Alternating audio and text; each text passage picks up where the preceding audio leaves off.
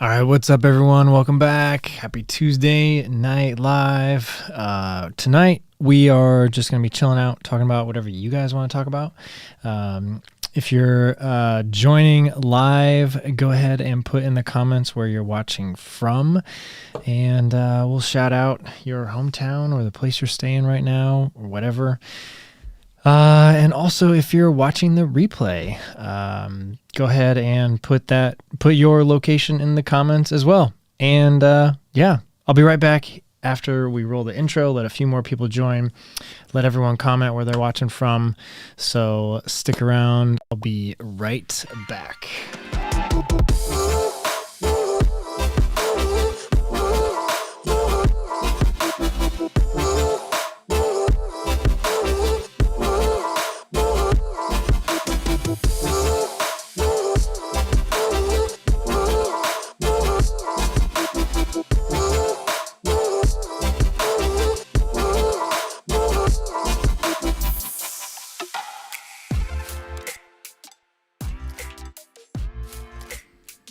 All right, what's up? We already got a couple people in here. Whoa, lots of people. Super chat too.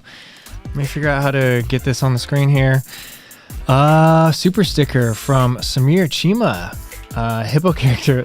I think that is like describing the super sticker, and I'm gonna see if I can. My software doesn't have a way to actually display that on the screen, but for all of you watching in the comments, I know you can see the hippo with his hat on backwards, so that's pretty cool. Thank you so much, Seamer. Justin Turnbow's here. Hello from Tulsa, Oklahoma. Hope everyone's safe with the hurricanes and fires. Yes. Things are crazy right now. Jay Pallone says, hoping to get the kids to bed in time to hang out. Hope you're here, man. Louis Mateau is here. Matos. Woo. Make the best of what's still around. Perfect summer night in Chicago.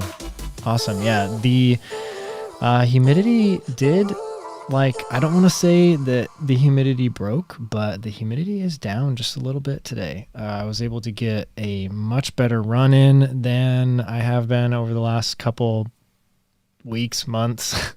I was able to actually hold a pretty good pace for 10 miles, so that was awesome today.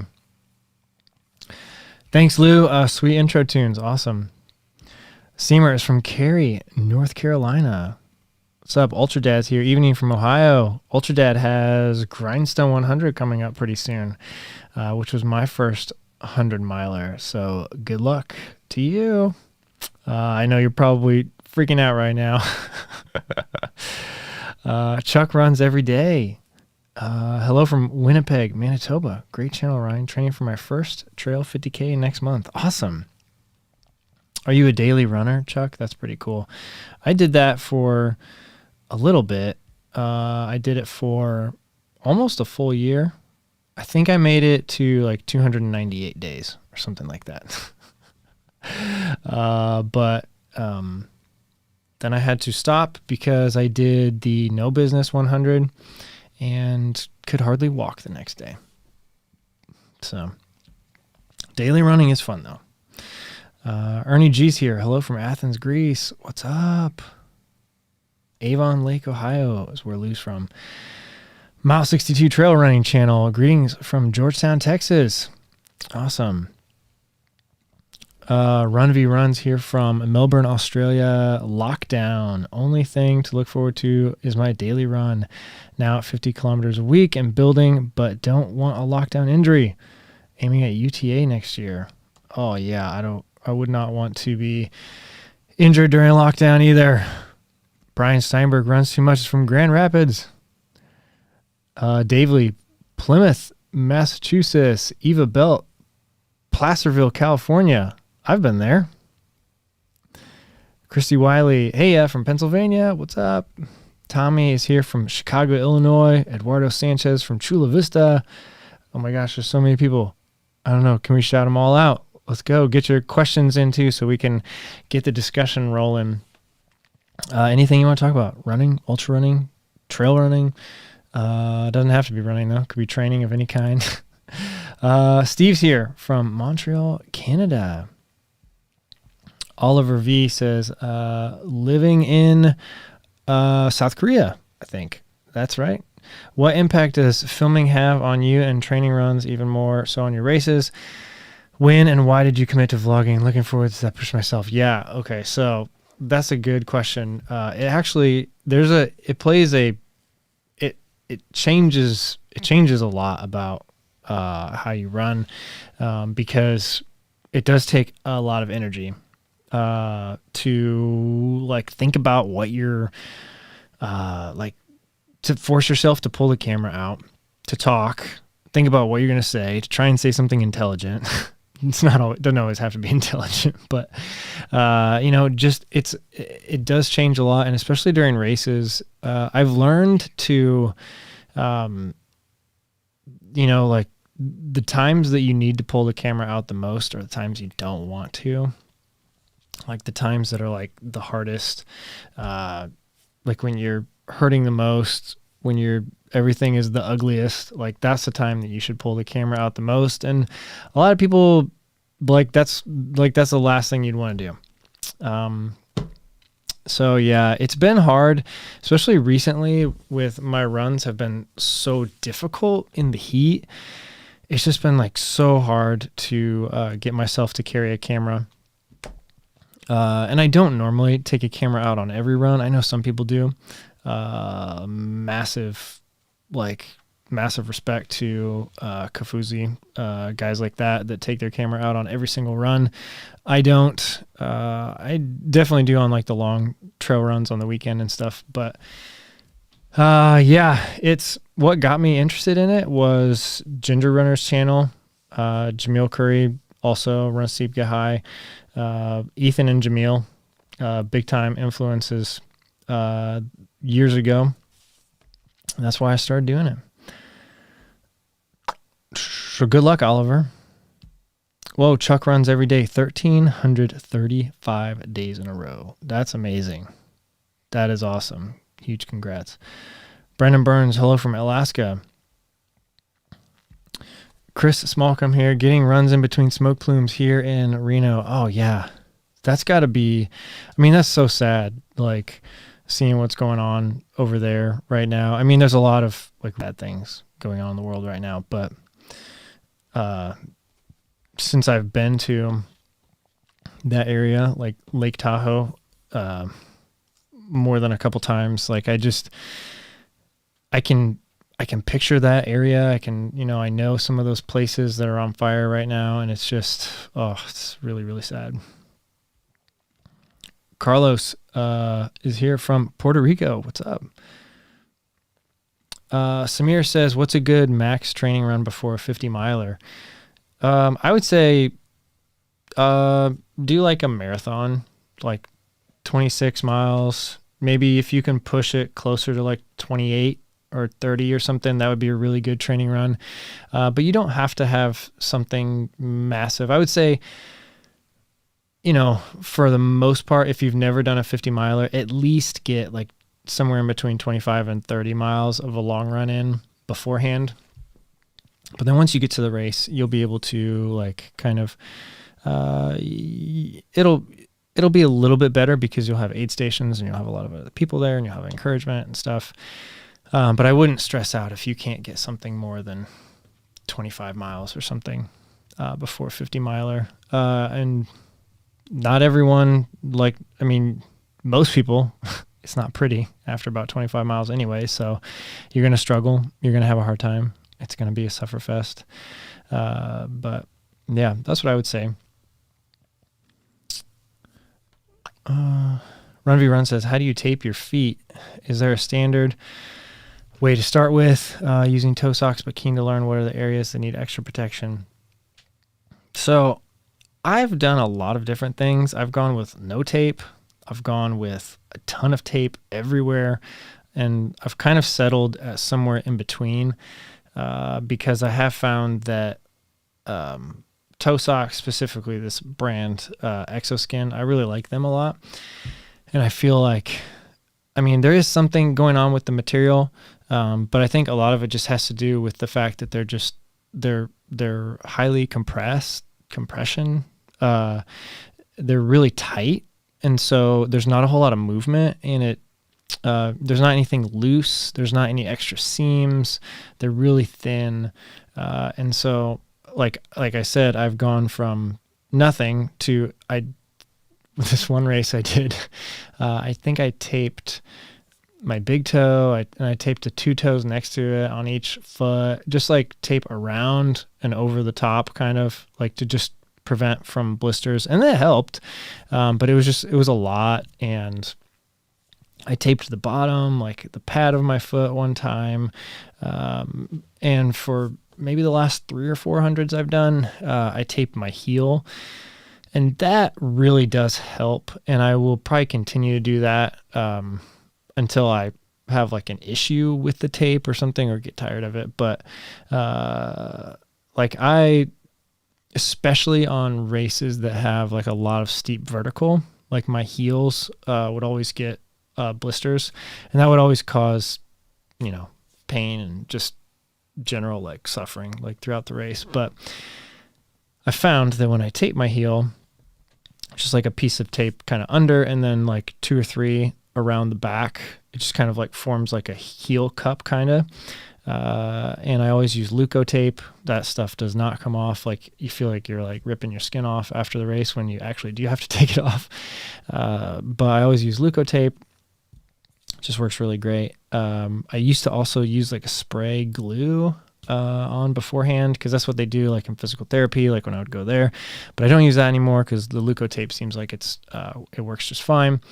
But yeah, so I think I've kind of settled on that. And like, I don't know if I'll always like wear Exoskin socks. Like there's part of me that's kind of like tired of them because, they're really hard to get on and off, especially during a race. And there have been times in races where I have just completely like refused to take off my shoes and socks because when I know I should have changed them, just because I don't like how hard they are to get on and off. And if I didn't, especially if you don't have a crew or like someone that's like really willing to do that, like it can be really difficult. So, I would love it if I could find a pair of socks that were not toe socks that really worked well. Maybe I'll try it. I don't know. Maybe I'll try it sometime. Maybe this next race. Who knows? But like, because, changing your socks, especially if you change them like once or twice during a 100 miler or even a 50, like that can make a huge difference, rather than just running in wet socks for hours and hours. Like it can really be a boost mentally and physically with your feet. So that was kind of a long answer, but yeah, as far as like taping, like that's been my thing. I don't tape anything anymore other than my heels.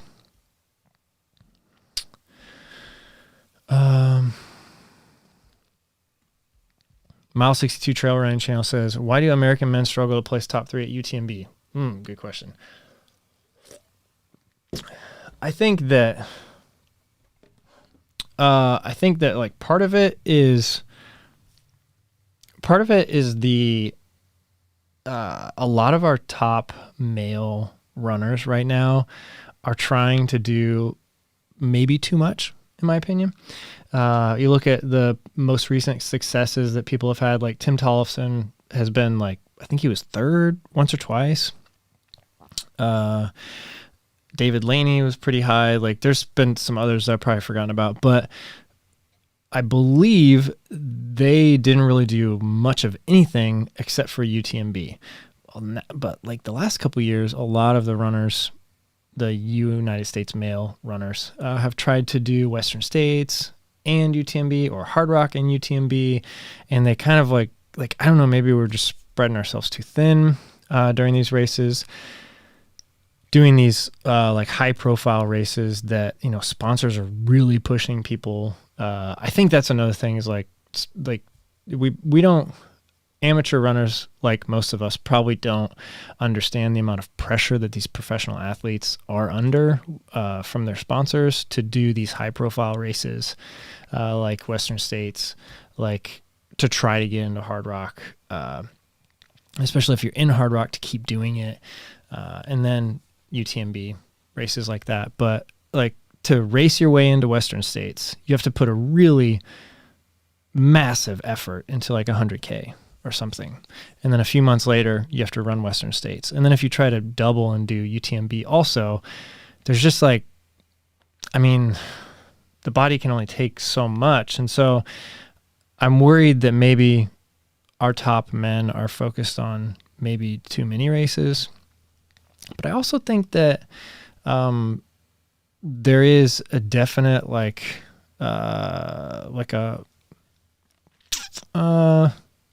don't want to say like a higher importance, a higher focus on UTMB from especially European athletes, where it means more, and I think that matters a lot during a 100-miler. Like you can dig deeper if there's a deeper meaning for you. So you see like the top 5 males were all French. I think that speaks a lot to just how important of a race it is for runners from France. Like I think that you can draw like a deeper meaning. You can go harder. You can find extra motivation when the race means more to you. I also think that international male runners might be improving quicker than American male runners at mountain races over time. All right, Ultra Dad, another UTMB. Let's talk UTMB. You successfully finished Cruel Jewel, Grindstone, No Business, Run Rabbit Run. When is CCC or TDS in your future, or even UTMB? That's interesting. I actually never, so of course I always follow all those races over the years, but I've not really looked into how to apply, just because of the logistics of what if I actually got into one of those, the logistics of getting over there, and that's a massive financial and time commitment, because I wouldn't want to just go for 3 days or something. I'd want to go for a week or week and a half or something, and experience the culture and the towns, and I'd want to see more. But I actually did look up. It's funny that you asked that. This morning, I was just kind of curious, and I was like, what does it take to even apply for UTMB? I know there's a point system, and so I looked into the point system, and to apply for UTMB, you have to have 10 points, and a lot of races that you do give you a certain amount of points. Well, Cruel Jewel, I got 6 points from finishing Cruel Jewel this year, and if I finish Indiana Trail 100, I'll get 5 points from that, which is funny that those, Indiana Trail is 5 points, Cruel Jewel is 6. I don't understand how they're so close in points, but it is what it is. So if I finish both of those, I could actually apply to UTMB next year.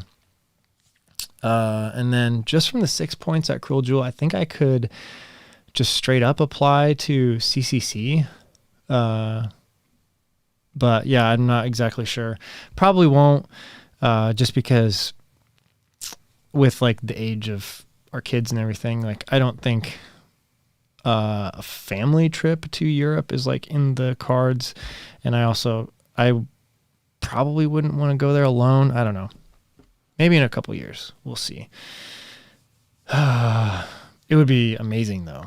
Like, oh my gosh, like the spectacle that UTMB is, those mountains, just the history behind that race. It's just absolutely incredible. Love it so much. Justin Turnbow says, do 100-milers ever get easier? Watching Eddinghausen continue to running of 100, does your body adapt? I think that in my experience, I don't think they get easier. I think you just know more of what to expect and you become less surprised. So maybe in a way that means that they become easier, but I don't think physically 100-milers really ever become less demanding or challenging on your body. I think it has more to do with how mentally prepared you are, how well you can problem solve, how much experience you have, meaning like what happens when you get a blister on your heel? Do you freak out and stop for 30 minutes and try to fix it? And do you do all these things that, maybe don't work, and then you've wasted a lot of time and you've put a lot of stress and energy in it? Are you thinking about it constantly? Or you say, oh, this has happened 3 times before. I just need to push through it. Eventually my foot goes numb. So like there's things that you learn from races like that. And I've also heard from I've watched several interviews of professional ultra runners recently who mentioned that their legs went numb at a certain point. And I was like, oh my gosh, like I've never experienced my legs completely going numb. Like, I wonder if that's like another level that you can get to where you can really check out after that point and just continue running. Like if your legs go numb, I don't know. We'll see. But yeah, I wouldn't say they get easier, but I would say that you become wiser and you can make better decisions and you can predict what's going to happen better and problem solve better.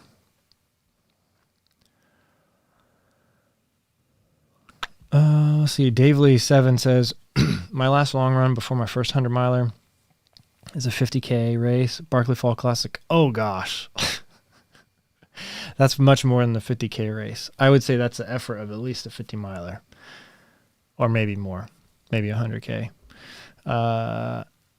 3 weeks before a 100-miler. Oh boy. I'm curious if and how long I should taper before the 50K race.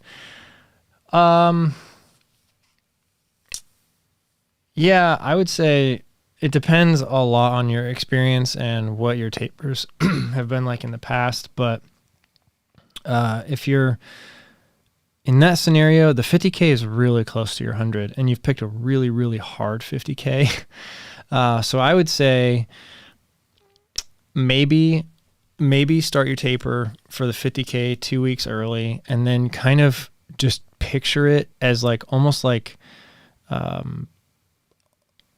5-week taper with a super hard effort right in the middle. I mean, that could be something that, but honestly, I don't know, like you might, like that might be too long.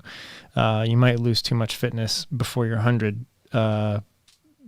Maybe a 1-week taper and then take the 50K, the Barkley Fall Classic, as easy as you possibly can in order to finish. But from what I've heard from people that have done it is that it feels much more like a really hard 50-miler than a 50K. So good luck. Let us know how it goes. Samir Chima says, I did a marathon last weekend with 250 lunges mixed in. Jeez, that's crazy. Race on October 2nd. Good luck. Jim Prentice says, Jim's from Blairsville, Georgia. Have you thought about the Georgia Death Race? Yes, I have. I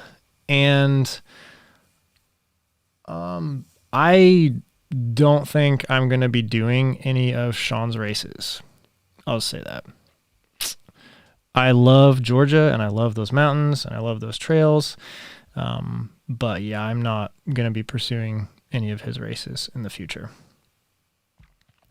Brennan Burns says, do you suggest going for a 50 miler or 50K after a marathon? That really depends. I mean, the 50K is like so close to a marathon that you can probably do it without really. I would say go for a 50 miler. I mean, that's my opinion. That's what I did. So go for it. Chuck Runs Every Day says, during your 80-mile week, you had a 20-mile run where your feet got soaked in the Salomon Ultra Glides. How are your feet after? Will it affect your review? Yeah. Yeah.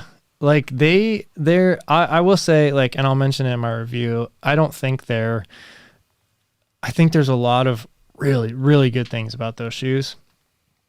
One thing that I did experience during my use of them was if your feet are soaked and they're continually wet and you don't really have an opportunity for them to dry out, the water doesn't have anywhere to go because around the edge of the upper, almost entirely around the whole shoe is sealed in.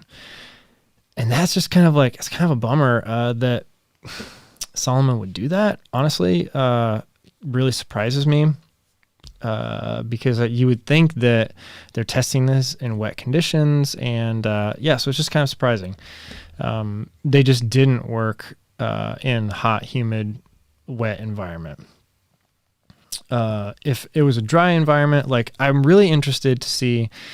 So I actually have 2 pairs of those, and I'm going to save one of the pairs for the fall, like when it gets like maybe right before or right after the Indiana Trail 100. I'm going to save those probably to test like in cooler, drier conditions because I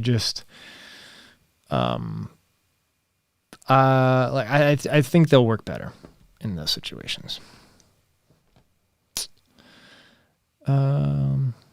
Yeah. Laura Bellman says, in Kansas City, ran 20 miles today, marathon in 11 days. Nice. That's awesome. Good luck at your marathon. Eva Belt says, fire is clear from Placerville to Tahoe Basin. Well, that's good. That's good to hear. Samir says, do you still run the Ultra Olympus 4 and any recommendations for max cushion long distance shoe? No, I haven't run in my Olympus in a long time. But I would say for like max cushion, I would check out something like a Speed Goat from Hoka. Yeah, I would check out Speed Goat from Hoka. But the Evo Speed Goat, I had much better luck with the Evo Speed Goats than I did with the Speed Goat 4.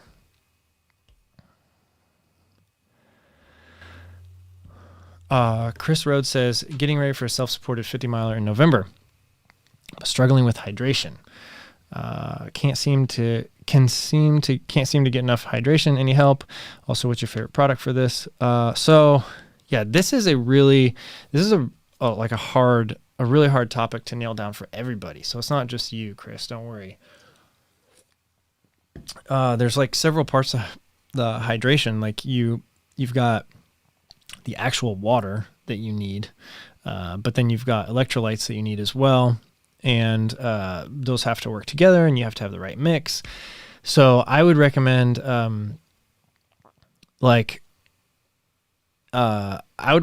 testing out different types of sports drinks to see which ones maybe work the best for you. But then I would also say maybe think about testing out just like water and then maybe like salt tablets, like Salt Stick. I have these chewable tablets that I really like a lot. And you can combine those. You can get You can maybe plan that out better too. Sometimes that's easier, especially if the temperature is fluctuating a lot. You can just drink as much as you want, as long as you're thirsty, and you could take like salt tablets like on more of a schedule or something. That can help. But yeah, you also have to remember that if you're drinking a sports drink, you're also going to be getting some like sugar, carbs, and things like that as well. So there's like kind of like all these things that you have to manage while you're running, and it's really, really hard. But you just kind of have to test it out. I would say if you like can't seem to get enough, like that's not an uncommon thing. A lot of runners, especially myself as well, like dehydration is an issue. And it's tough. But yeah, I don't have like a favorite sports drink or anything. What I've been doing recently, a lot of is, I've been drinking water mixed with UCAN, which is like a slow, like it's a slow carb. So it's not sugary. And then, mixing in like, taking salt tablets, kind of like when I feel like I need to, if I'm sweating a lot, and then, supplementing the UCAN with, some gels every once in a while. And that's been working really well.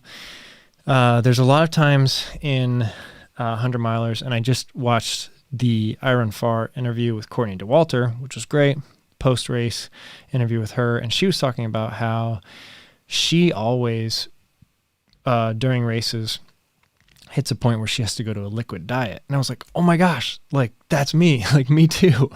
Like, and so I was like, I'm really like, okay, like, so that is a thing. Like, it's not just me. And so like really kind of like looking into that more, and, it kind of reinforced the direction that I felt like I needed to be going with, picking up UCAN and getting more of my, carbs, from, and like super starch, UCAN, more of my energy from there, and then supplementing with gels if I need to. So kind of reinforced that I've been testing out for the last couple months, and made me feel a lot better about that decision. And so that's kind of like where I'm going to be aiming for during the, Indiana Trail 100. And the thing that's going to be hard is, like I've always said, my recommendation to people is always drink your hydration and eat your calories. Well, if what I'm planning on doing is kind of going from the start with drinking my hydration and calories, and then supplementing with a little bit extra calories, that's going to become possibly an issue at night when it gets really cold and I'm not thirsty anymore.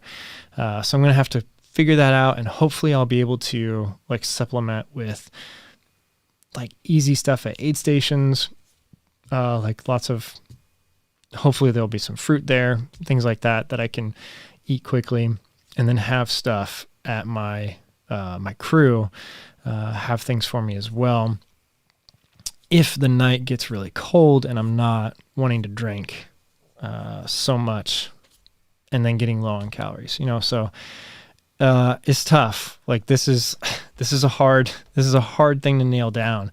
And sometimes you change up your nutrition every year, twice a year.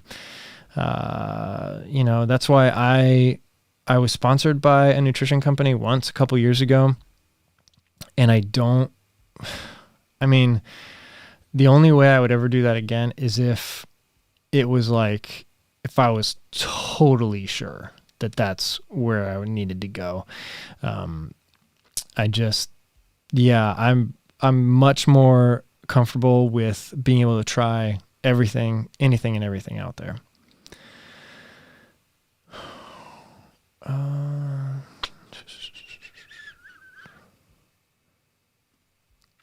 Yeah, CK Hiker brings up a good point. Francois did Hard Rock course rider and killed the UTMB. Yeah, he's a different type of athlete than any of our, I shouldn't say any of our American athletes, but he's on a completely other level.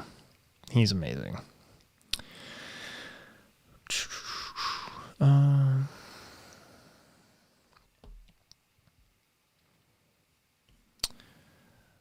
Let's see. Ultra Dad says, I know this is really early, but any sneak previews or hints on your race schedule next year? That's funny. No, like I have thought nothing about next year. Like I'm putting all my mental energy into this race in 5.5 weeks. Yeah, I have no clue. No idea. I don't need a hard rock qualifier next year. So I can, that frees me up a little bit. I don't like have to target like a big like tough race. That'll be 2023 that I'll need to renew that. So next year, as long as I get another Western States qualifier, which there's like 100 in the US, it's not hard to find one. I've got like 5 within 5 hours of me. As long as I can get one of those, I'd like to do a couple next year. So we'll see. Yeah, UTMB would be sweet, but I don't know. Midwest Super Slam, probably not. I don't think I would love to be the type of person that could pull off like 500 milers in like 3 months, but I'm not there yet.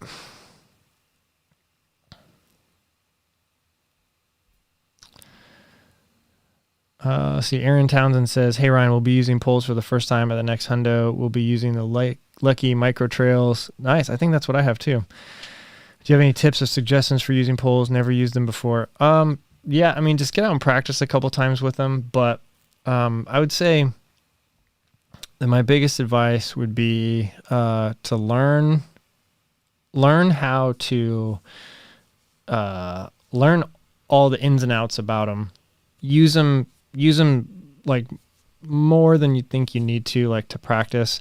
Like practice tearing them down and opening them up, like just over and over and over. Just like sit there while you're watching TV or something and just practice for like an hour.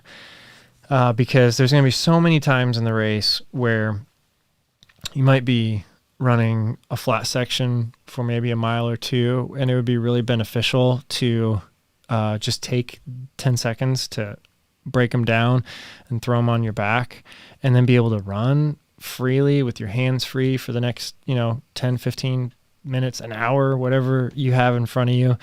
But a lot of times I have felt and I know a lot of other people do, that it'd just be easier to carry them because I don't want to like take the time to like break them down. So I would say like learn the ins and outs of them, but then also don't use them too much. And by that, I mean, I see a lot of people who obviously like haven't used poles very often, like just putting like 100 pounds of pressure each time. And you really don't need that much. Like you might have watched like the end of UTMB or the middle of it or something where they're really focusing on some of the front runners, and it really did look like they were like putting just like hundreds of pounds of pressure on those poles. And those are different. That's a different type of athlete, first of all, but that's also at the very end of the race, and they're racing and they're trying to get every ounce of energy that they can out. But for most beginners, it would be wise to use them a little bit lighter, and not try to get everything out of the poles that you think, like, don't take just like huge chunks of like earth and like try to move it behind you, like the way I use them and the way I like using them the best is to more of have them tapping like even with your foot or behind you and just putting a few pounds of pressure, but just keeping it really like methodical and just really like just like tap, tap, tap, tap, tap, tap, tap as you're going up the mountain. And then you'll notice that even if you're only putting like 5 pounds of pressure on each one, like you won't even really feel like you're doing anything with your arms, but you are propelling yourself forward and up, if that's the situation that you're using them in. So yeah, that'd be my advice. Daniel says, Dan from Delco, Pennsylvania, will you ever run a road marathon or race again? Yeah, I think so. I would like to eventually be able to like go out and try to like see what I could do, like try to get a PR in a marathon. I think that'd be fun.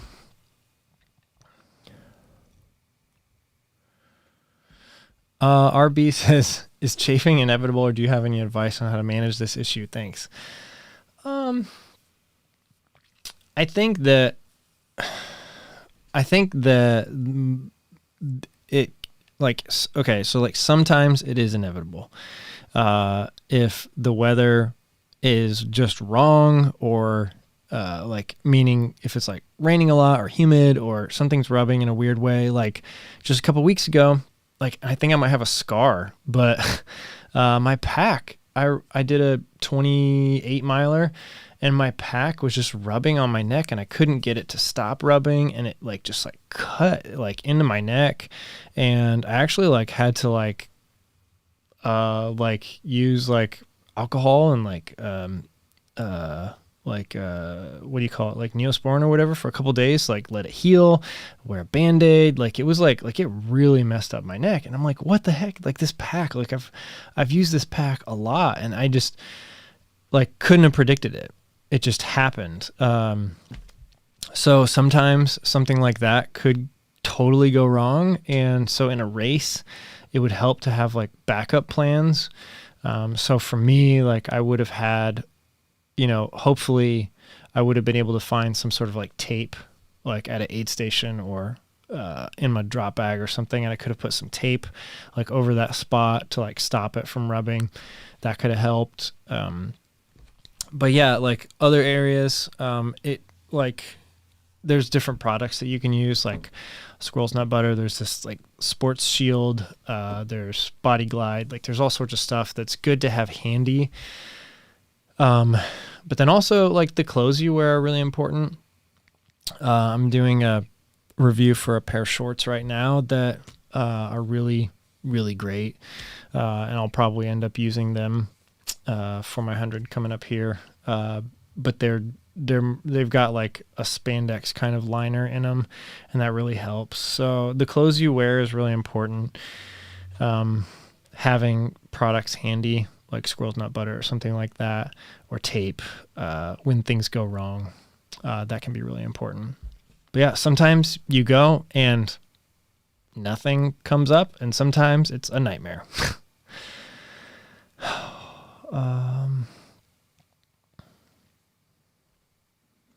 Chris Williams says, last week I got some Brooks Glycerin as my first max cushion shoe for my marathon prep. What an amazing shoe for road running. Awesome. I haven't tried those. Actually, I haven't run in Brooks in a long time. I need to check some out. Brofessor says, I live in the Midwest. My training is all flat trail. Did my first ultra 100K Zion. Oh, nice. This year. And the terrain nearly broke my legs. I want to do a 100 miler. Which ultra should I do?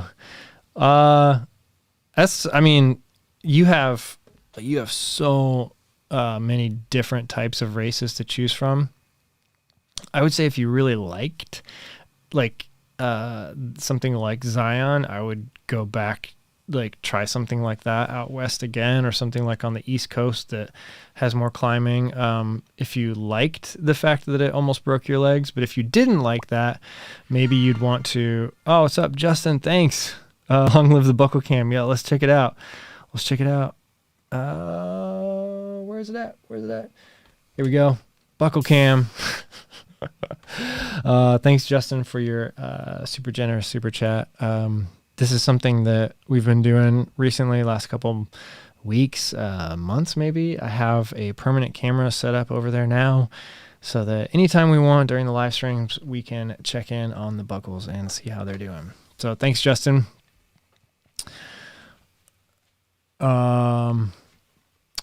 But yeah, Brofessor was saying, what type of race? So I think 100 milers they take so much out of you that, and especially at the beginning, like until you get maybe 5, 7, 8 under your belt until you get like maybe closer to like 7 or 8 100 milers experience with them. Then maybe you can start doing multiple a year, or start doing ones where you're like, I really want to focus on doing a fast one, or I want to focus on doing like this crazy mountain adventure, but for the first couple, I think they take so much out of you that you really have to pick something that motivates you a lot because you're going to have to train a lot and it's going to take a lot of time, a lot of money, the trip, if you're going to travel somewhere, and just the the amount of commitment that it takes to do one of these types of races. It's really not wise to do something you're not excited about. So that'd be my advice. That's worked for me. And I've seen the races that I was not excited about, I performed really poorly in, or just did not have fun.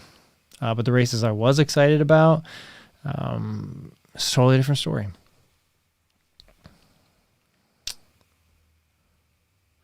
But yeah, a lot of good suggestions in here. Tunnel Hill is like the flattest race you could possibly do. It's like all crushed gravel. Hennepin is a good one too, similar to that. Someone said, Duno says Florida Keys 100. If you want to do a road 100, yeah.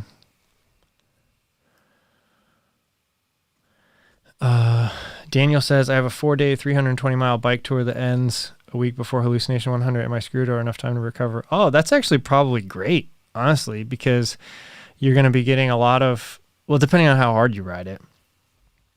But that's not too crazy. What would that be, like 80 miles a day for 4 days? Yeah, I think you'll be fine because the cycling is going to be a totally different demand on your body, like mechanically and like your energy system. It's just going to be a different type of exercise and endurance, and I think you can bounce back in a week from something like that, depending on your experience level, obviously. But good luck at Hallucination 100. I know there's a lot of Indiana people going there, so that's going to be awesome. Yeah, and good luck on that bike tour. That sounds cool. But yeah, something like that. You should be able to bounce back. Do Pandas Read Books says, what motivates you to train for a 100-mile race? And then the response, me, I like food. Yeah. Yeah, there's like some ultra running meme or quote or something that says like, I just like to eat with a little bit of running in between or something like that. I don't know, I thought it was funny. Brofessor says, you're right. Zion had me excited and I forgot about the pain for most of the race, but I was thinking of a flat race to get my first one in the bag, but thanks for the responses. Yeah. Honestly though, like if I would really, really say pick something that's exciting for you and motivates you, because flat hundreds, can be really boring. And, depending on like if you're going with people or if you're going alone, if you really like the area, different things can motivate you. But yeah, I've done a couple races like that, and yeah, they can get monotonous and boring. And that's like one thing I'm worried about with the IT 100 is just getting like super monotonous and like kind of like losing steam. Because, one thing with like doing mountain races like that I really love is that there's different, like I can break them down in different, like different parts. And I can say, okay, like here's this section that we're going to go through and have to climb these 2 mountains or whatever. And then we're going to get to this point and then there's a turnaround and we're going to come back, or like this is a loop and here's this section. And it's also like really broken up because you might be climbing for like an hour or something and then descending for 30 minutes and then climbing for another hour. So that can like really break up the race for you. But a flat 100-miler is just, you're always like tempted to run, and there's really nothing to break it up except for you like going on a schedule, like I'm going to walk for a little bit or run. The aid stations, like if they're really great aid stations, then that's one thing I'm excited about the IT100, because they're some of the best aid stations ever. I volunteered at this race 3 times, and like I've seen firsthand the level of work that goes into these aid stations, the food that's there, the people. It's seriously on another level compared to any other race I've done. And there's been some races that have like really good aid stations, but yeah, I'm excited.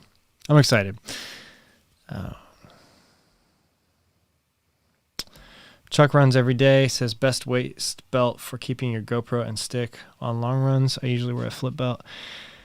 Yeah, that's been working the best for me too. When I need like the longer handle, when I have like the shorter handle or just don't have a handle at all, I can put it pretty much anywhere. But yeah, the flip belt works really great because you can kind of stick the handle in and have it like held there just like that. You don't really have to you don't have to fit the whole thing in the belt. So yeah, it kind of helps. Doug Stewart says, greetings from Cudahy, Wisconsin. Oh, I'm probably not saying that right. Running 30 at the Farmdale in October. Awesome. Good luck. That'll be fun. Wisconsin, I've done 1 or 2 races up there. North Face 50. I ran 1 race, the North Face 50 miler, and then I filmed 1 race, the High Cliff Ultra up there. Really pretty area.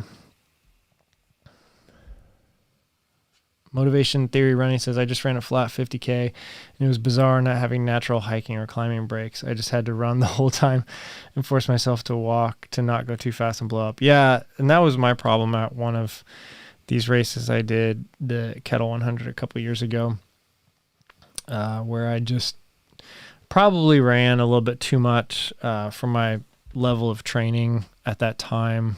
Because that was when I was trying to do the Midwest Super Slam. And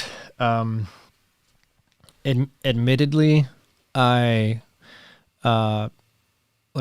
really messed up the planning for that. I was trying to.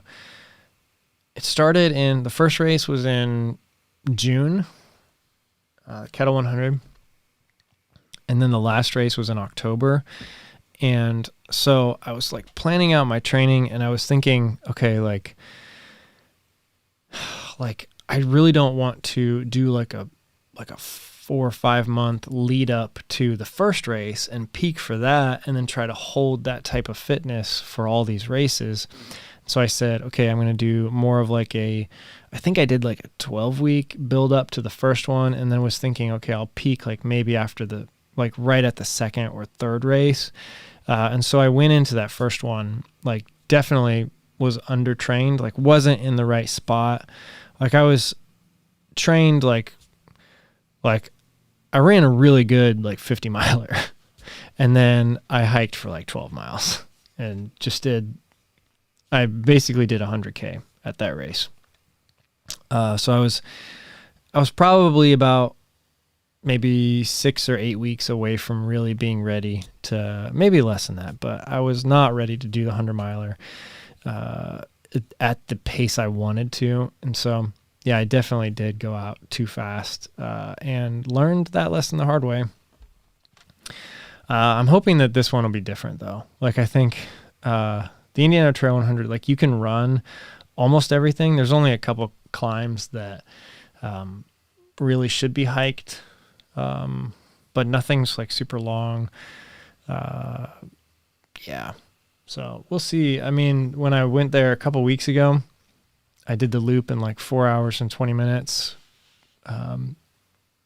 And like I was running like harder than I would have during 100, but it was also like the end of a 70-mile week. So like, I really have no idea. I have no idea like where I'm going to be on race day. And that's one of the things that's really exciting and scary is that like, I have nothing to base this off of. I've never done a race like this with the training I have right now. And so I have no idea. So it's like, it's a mystery and I'm going to find out on the day. And that's super exciting to me. I mean, just like, praying that I can stay injury free and healthy. Like I've started wearing, probably shouldn't say this, cause it might like get some people mad, but I started wearing a mask everywhere in public again, just cause like, I don't want to get sick in the next like couple weeks. And so like, I'm trying really, really hard, to like stay like building over the next couple weeks. And just, like really make sure that I peak like at the right time, that I don't get sick beforehand, that I don't get any stupid little injuries, like washing the dishes and you turn wrong and like you pull your groin or something. Like don't want to do something like that. Just trying to like be just, I'm putting in, much higher effort than I normally do, training for this race. So I'm tired all the time. I'm cooked right now, but I need to stay in this state for 2.5 more weeks and then start my taper. But not taper too hard, just like slowly ease into it. And like, if I can nail this, like, I think this race is going to be really special. And I think I'm going to have a great race.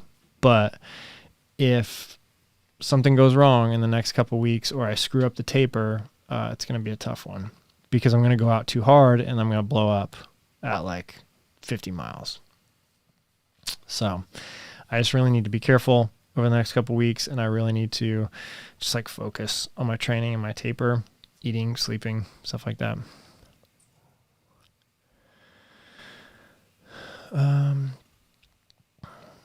Andrew Summers says states for your next Western States qualifier. I've thought about doing Eastern States. That's a good idea. Maybe I don't know. Maybe I will. We'll see how the rest of this year goes. It looks like a really tough race, but it looks like a really fun one. But yeah, I have a list of, so in Notion, for the last couple of years, I've been keeping track of just any race that like piques my interest, and I kind of like take notes and I like keep track of like what dates they are and like what states they're in and like what type of qualifiers they are, vertical gain, things like that. And so I've got a list compiled now of maybe like 50, 100 milers or something that have piqued my interest over the last couple of years. And then what I really love doing is every year around like December or January or something, like going through that list and just kind of like reviewing it and picking out ones that at that time look the most interesting, So yeah, it's fun. We'll do that again this winter, see where we land. Justin, thank you for taking time out of your schedule to meet with all of us. Awesome. Thanks, Justin. I look forward to it every week. Oh, that's cool. Well, thank you, man. Terrence Tan says, I can relate to doing the dishes and turning to get the dishcloth and feel a tweak in my knees. Oh no. Yeah. It's happened before. I mean, stuff like that. That's when you get that's when you get some of the weird injuries. You know, you're just doing something like totally random, walking, you know, just walking around outside and turn your knee or something, you know, or like I said, doing dishes and you pull something, like just hoping nothing like that happens. Actually, I had, like the year that I paced Leadville, I did something, I like messed up my shoulder, actually, or my neck. It was like my neck. It was like 2 days before the race. I was just like, wasn't even doing anything strenuous. I was actually like unpacking my suitcase that was already, it was like sitting like at waist height, and I'm just like pulling clothes out of it, and like something like pulled like in my neck and shoulder. And then I paced that whole, like the whole thing. It was like, there was just like pain there for like a couple days. Like, and it just, yeah, stuff like that happens.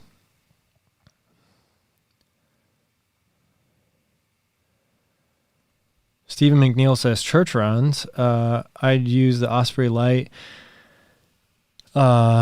weight fanny for my GoPro. Oh, that's a good idea. Yeah.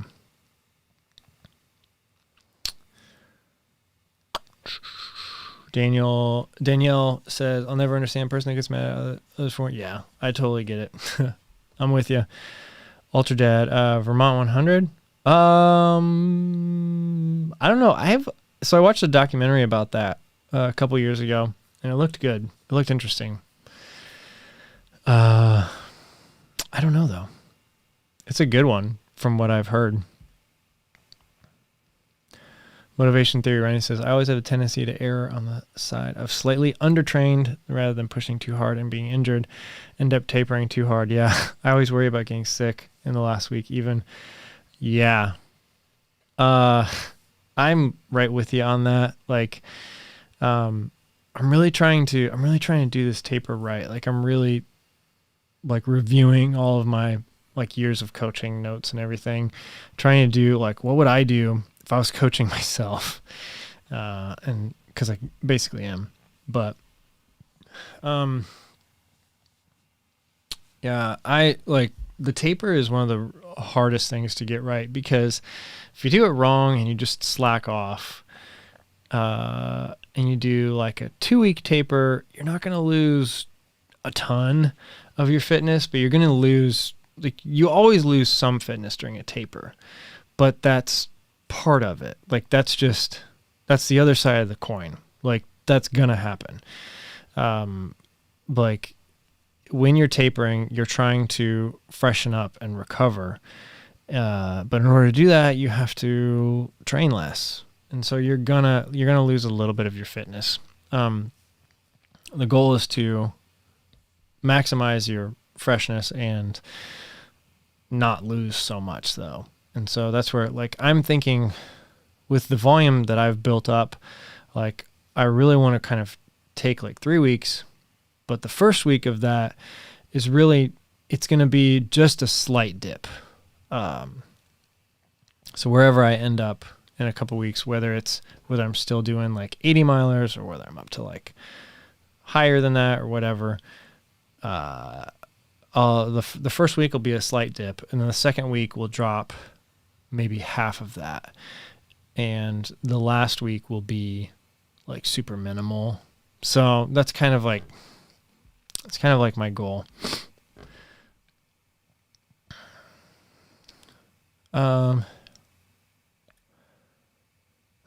Chris Williams says, I'm telling my Franklin said I can't wash dishes until post-marathon race. Yeah. It's the most dangerous chore you can do. Chuck runs every day. What's your average percent of DNFs and 100 milers? My average? I don't know if that's the question you're asking. I have attempted 7 and finished 5. But the average, it really depends. Like, if you're talking about just races, it can be like something like Western States. I think their average finish rate is somewhere in the 60% percentile, because that race is, but that's above average. It's really above average. Most races are somewhere around 50.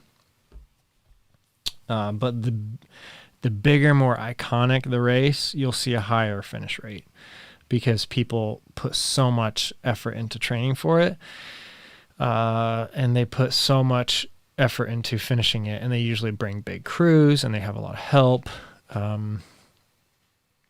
But yeah, like your typical, like average 100-miler, it's somewhere usually in like somewhere in between like 45 and 55% finish rate.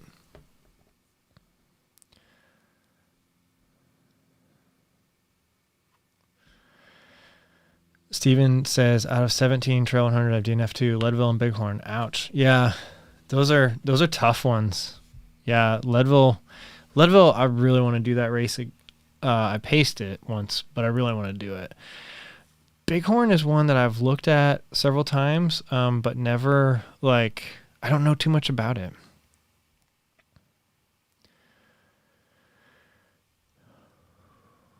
All right, well, I'm going to start wrapping this up.